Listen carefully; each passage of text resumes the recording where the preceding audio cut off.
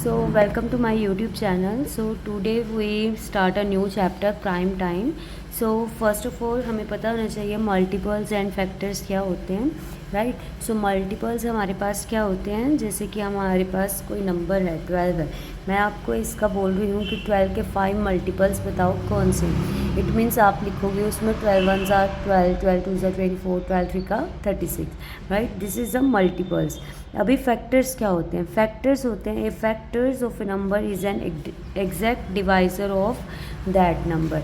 जो भी हमारा फैक्टर होता है वो हमें हमारा उस नंबर का एग्जैक्ट डिवाइज़र होता है, राइट। जैसे कि हमारे पास है 32, तो 32 का फैक्टर हमें पता है 2 भी होता है, जब हम एलसीएम करते हैं 2 भी इसका फैक्टर है।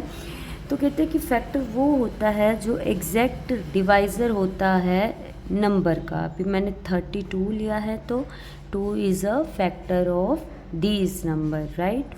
नाउ नेक्स्ट हमारे पास फर्स्ट क्वेश्चन भी यही है। फर्स्ट क्वेश्चन उसने क्या दिया है, a factor and multiple find all the factors and first 5 multiples of the 20। So factors and multiples define करना, इसकी डेफिनेशन क्या है अभी मैं आपको बता चुकी हूँ। Factor of a number is an exact divisor of that number and a number is said to be a multiple of each of its factor. इसको हम क्वेश्चन से समझते हैं ये होता क्या है। सो देखिए इसका हमने फैक्टर निकालने हैं 20 के, तो 20 के फैक्टर क्या हो सकते हैं, मतलब कि 20 कौन कौन से टेबल में आता है वो हमें बताना है। सो देखो 1 के टेबल में 20 आता है, 1 10s are 20, then 4 5s are 20, 2 10s are 20, 5 4s are 20 and 21s are 20। मतलब वो वाले सारे फैक्टर्स लिखने हैं जिसमें 20 आता है, मतलब जो जो टेबल में 20 आता है वो आपको राइट करना होगा, राइट। नाउ नेक्स्ट उसने बोला कि फर्स्ट 5 मल्टीपल्स निकालो 20 के। फर्स्ट क्वेश्चन में ये लिखा है। तो मल्टीपल्स का मतलब होता है कि अगर फर्स्ट 5 बोला है तो मतलब आपने 20 का टेबल 5 तक लिखना है, तो ये भी उसके मल्टीपल्स है। देखो 20 का टेबल पढ़ते हो, 21 आर 20, 22 आर 40, तो 40 क्या है इसका मल्टीपल बना है 20 का, राइट। तो 23 are 60, 24 are 80 and 25 are 100। Now next question is, so next question is write down all the factors of 28, 45, 60। अभी इसके सारे के फैक्टर्स लिखने हैं। यू नो कि फैक्टर्स क्या होते हैं, कि फैक्टर्स वो होते हैं जो कौन कौन से जैसे कि टेबल में आते हैं। जैसे कि 6 है, कौन से टेबल में आता है, 2 के टेबल में आता है, 3 के टेबल में आता है, राइट। तो हमने उसके सारे फैक्टर्स लिखने हैं।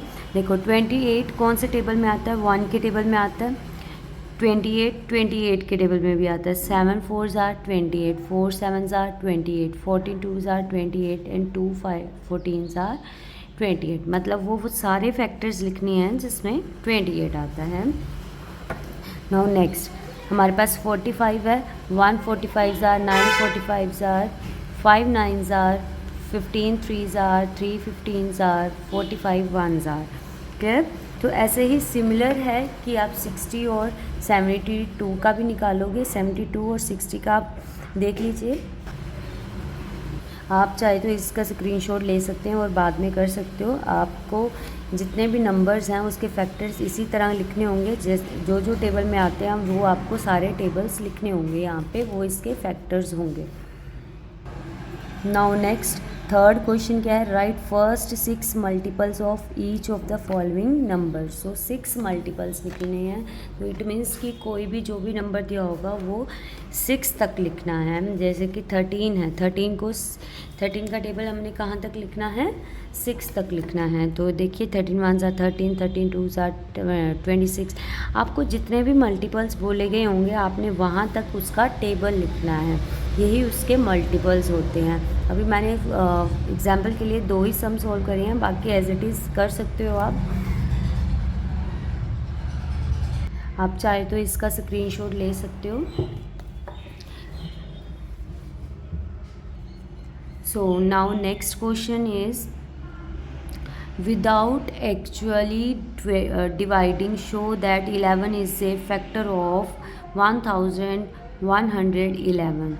ठीक है, हमें बिना डिवाइड किए बताना होगा कि ये इसका फैक्टर है या नहीं है। वो कैसे राइट कर सकते हैं, ये सबसे इम्पोर्टेंट क्वेश्चंस माने जाते हैं ऐसे वाले, कि विदाउट डिवाइडिंग बताओगे कैसे हम फाइंड कर सकते हैं। आपने सबसे पहले क्या करना है कि आपने कोशिश करनी है कि कोई ना कोई नंबर इसमें कॉमन आ जाए।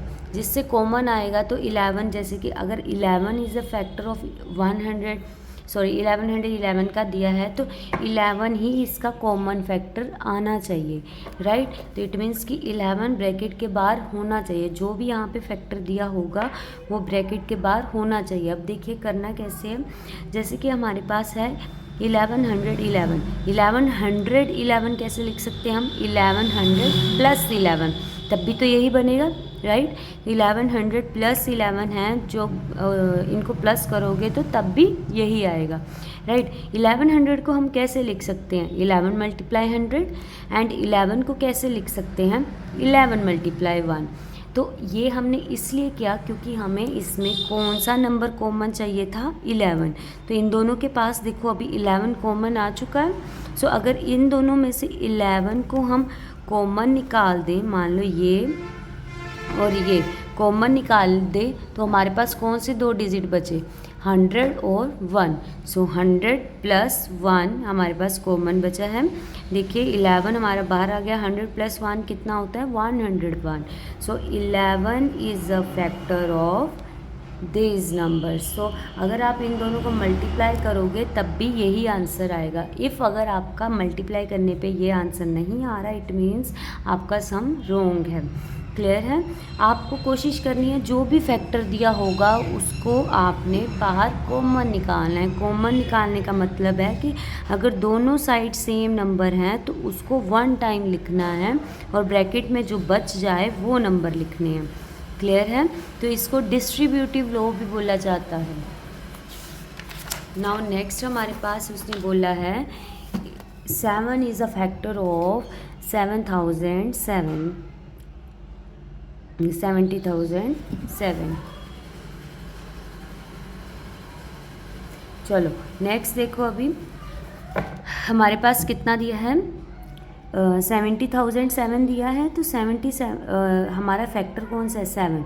इट मीन्स कि कॉमन भी हमारा कौन सा आना चाहिए, 7 नंबर कॉमन आना चाहिए। तो मैंने क्या किया यहाँ पे, यहाँ पे मिस्टेक है एक, 7,000 प्लस 7 करो, यहाँ पे 70,000 आएगा, राइट। यहाँ पे कितने डिजिट है, 7 के बाद 4 डिजिट हैं तो 4 ही ज़ीरोज़ आएंगे। तो यहाँ पे कितना आएगा, 10,001, ठीक है। यहाँ पे एक और ज़ीरो आएगी। तो आपने यहाँ पे, तो इसको कैसे करना है, अभी देखिए अभी यहाँ पे 7 के बाद 4 टर्म्स थी तो मैंने 4 ज़ीरो लगाई, राइट।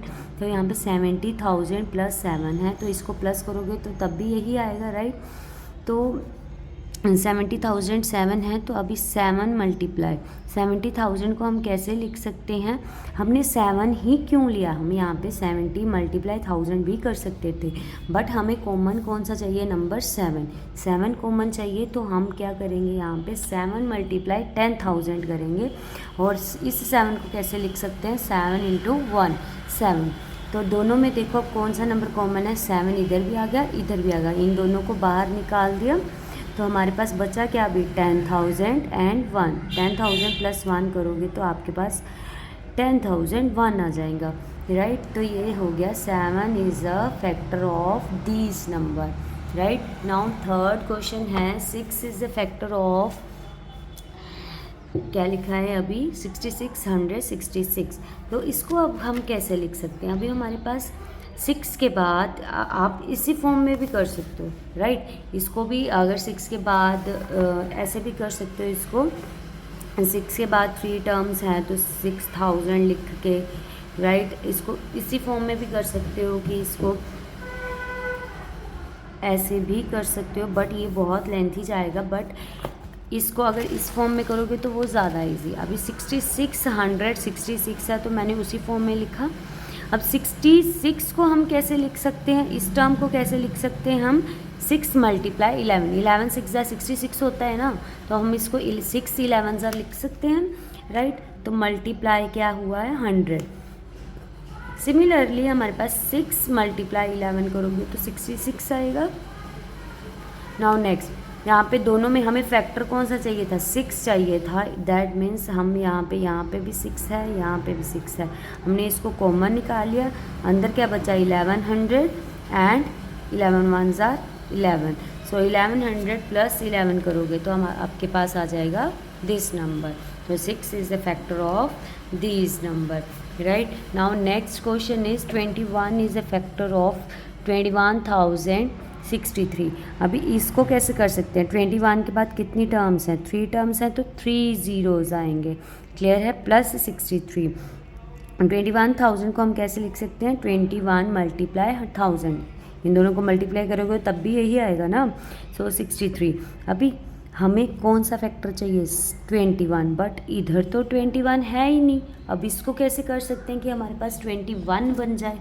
अब देखो 21 को कैसे लिख सकते हैं, 7 3s are 21 होता है ना। अब इसको तोड़ के लिख सकते हैं, 7 3s are 21, ठीक है। 1000 को 1000 रहने दो। 63 को कैसे लिख सकते हैं हम, 9 7s are, राइट। तो अभी 9 को भी आगे हम तोड़ सकते हैं क्योंकि हमें नंबर कौन सा चाहिए, 21 नंबर चाहिए। तो 21 नंबर चाहिए तो 9 को भी हम तोड़ के लिख सकते हैं। वो कैसे लिख सकते हैं, 7 × 3 21 3s are 63 ये होता है। अभी हम इसको इस फॉर्म में लिख सकते हैं। अभी देखो 7 और 3 इधर भी है और इधर भी है, दोनों साइड है तो 7 और 3 कॉमन निकाला, अंदर क्या बचा 1000 एंड 3। तो 1000 प्लस 3 कितना होता है, 1003, clear. So 21 is a factor of 21,063। सो इसको अगर आप प्रैक्टिस करोगे तभी आपको ईजिली ये आ सकता है। आपको ज़्यादा से ज़्यादा इसकी प्रैक्टिस करनी होगी क्योंकि ये कॉमन वाली टर्म आपके लिए नहीं है। तो इसको ज़्यादा से ज़्यादा प्रैक्टिस करिए और आपको अच्छे से ये सम हो जाएंगे। So thank you.